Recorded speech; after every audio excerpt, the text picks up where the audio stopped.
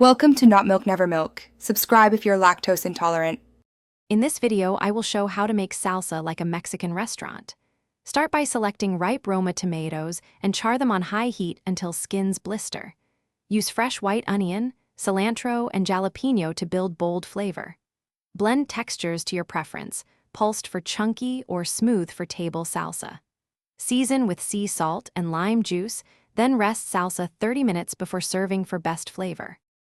Choose quality ingredients and balance acid, heat, and salt.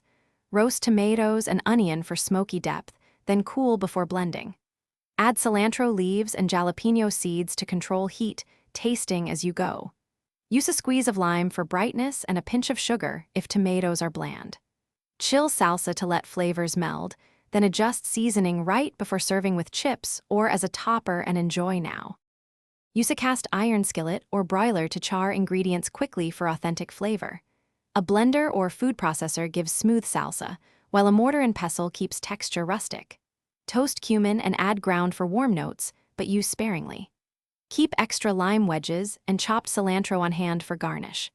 Serve salsa at room temperature with warm tortillas, grilled meats, or to brighten soups and salads for versatile use.